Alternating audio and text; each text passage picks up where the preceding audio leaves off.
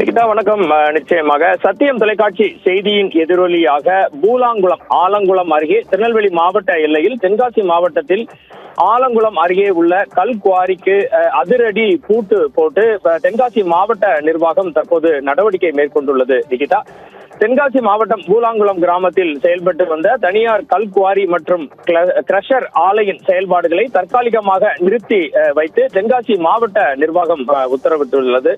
இதற்கான உத்தரவை தென்காசி மாவட்ட ஆட்சியர் கமல் கிஷோர் வெளியிட்டுள்ளார். இந்த ஆலையால் ஏற்படும் சுற்றுச்சூழல் பாதிப்புகள் மற்றும் விதி மீறல்கள் குறித்து கடந்த புதன்கிழமை சத்தியம் தொலைக்காட்சி விரிவான செய்தி வெளியிட்டிருந்தது. இந்த செய்தியின் அடிப்படையில் இந்த அதிரடி நடவடிக்கை மேற்கொள்ளப்பட்டிருக்கிறது. நிகிதா, பூலாங்குளம் பகுதியில் செயல்பட்டு வந்த இந்த கல் குவாரியால் விவசாய நிலங்கள், நீர்நிலைகள் மற்றும் பொதுமக்களின் சுகாதாரம் கடுமையாக பாதிக்கப்படுவதாக தொடர்ந்து புகார்கள் எழுந்து வந்தன.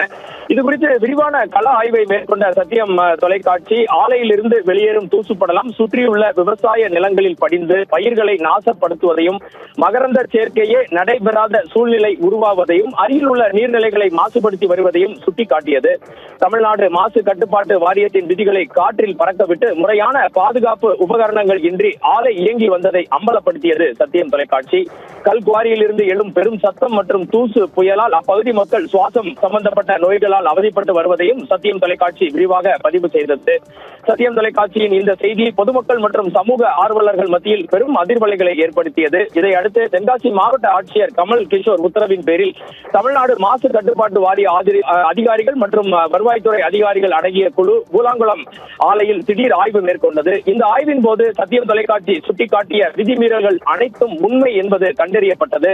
குறிப்பாக ஆலையில் தூசியை கட்டுப்படுத்த முறையான ஏற்பாடுகள் செய்யப்படாதது, நீர் தெளிப்பான்கள் சரியாக இயங்காதது, சுற்றுச்சூழல் பாதுகாப்பு விதிகள் சரிவர பின்பற்றப்படாதது உள்ளிட்ட பல்வேறு குறைபாடுகள் இருப்பது உறுதி செய்யப்பட்டது. நிகிதா, இதனை அடுத்து தமிழ்நாடு மாசு கட்டுப்பாட்டு வாரியம் அளித்த அறிக்கையின் அடிப்படையில் மறு உத்தரவு வரும் வரை கல்குவாரி மற்றும் கிரஷர் ஆலையின் செயல்பாடுகளை உடனடியாக நிறுத்தி வைக்குமாறு தற்போது தென்காசி மாவட்ட நிர்வாகம் உத்தரவிட்டுள்ளது. இதுகுறித்து நம்மிடம் பேசிய விவசாயிகள் சத்தியம் தொலைக்காட்சியின் செய்தி எதிரொலியாக மக்களின் நீண்ட நாள பிரச்சனைக்கு தற்காலிக தீர்வு கிடைத்துள்ளதாகவும், விதி மீறல்களில் ஈடுபட்ட நிர்வாகத்தின் மீது நிரந்தர நடவடிக்கை மேற்கொள்ள வேண்டும் எனவும் கேட்டுக்கொண்டனர்.